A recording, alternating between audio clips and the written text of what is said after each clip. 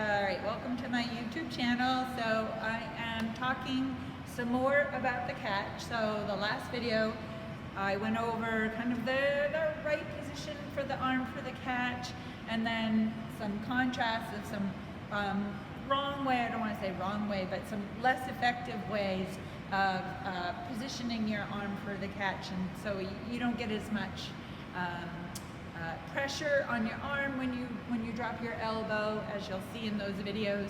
And so today I want to talk about using the paddles, okay? And I like to use mini paddles. I don't want a giant pit.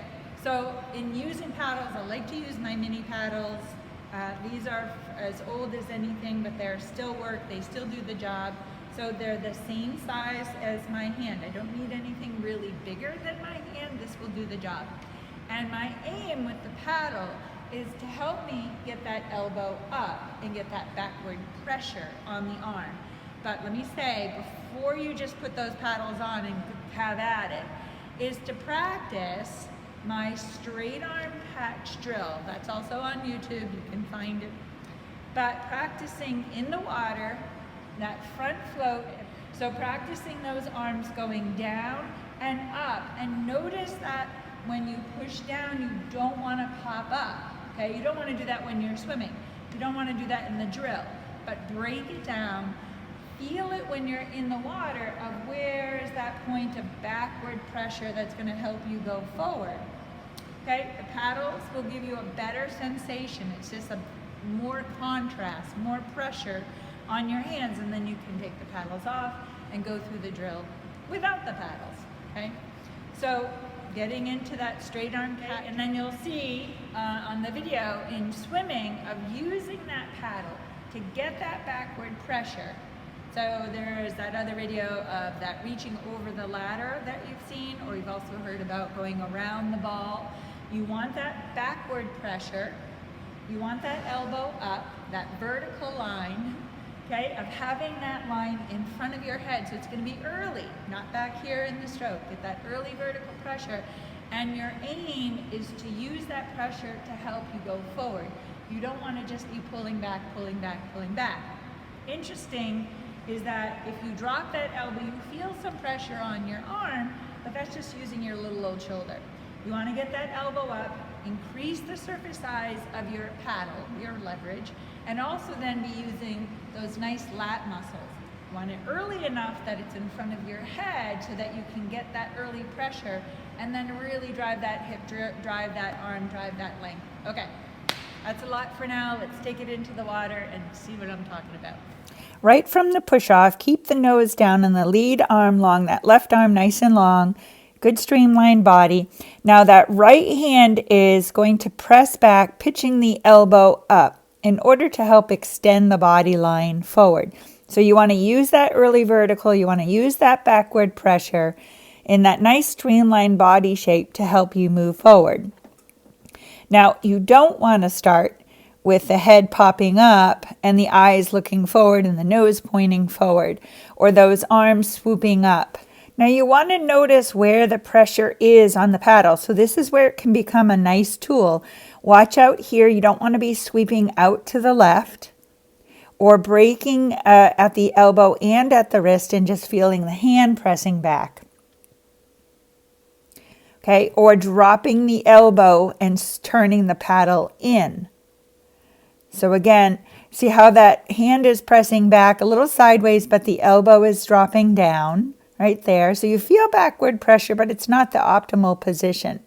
Okay, here the elbow and the wrist are both breaking, so it's more of a horizontal catch than a vertical catch. Okay, a little bit closer there, but you really want to get that elbow pitching up while it's still in front of the head. Okay, or don't let that paddle turn in once you start to bring it back behind you. Okay, so head position is important in getting that backward pressure. And you want to hold the even pressure. You don't want your hand to go in or out or wave around. And that's where the paddle can come in really handy. That you want the elbow to pitch up and that pressure to be nice and steady and even. And consistent. You don't want it to wave around. You're going to start that catch when the recovery hand starts to slice in and pitch that elbow up. All right, so there you have it, some in-water use of the paddle.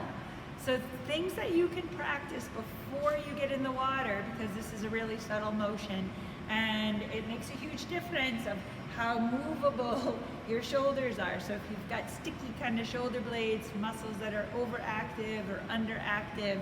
So practice is for your catch, and not just the paddles, but is to be sure that you're able to do this motion, okay, without your shoulders shrugging up. So the catch basically is bringing this palm down, keeping this arm here and your elbow above the head. So if I was on my stomach and doing this, this would be going vertical, so this position. So you want to make sure that you can do this move to get into this shape for your catch. Otherwise you're seeing dropped elbow, broken wrist, the hand. Use the paddle as a tool, not as a crutch, okay?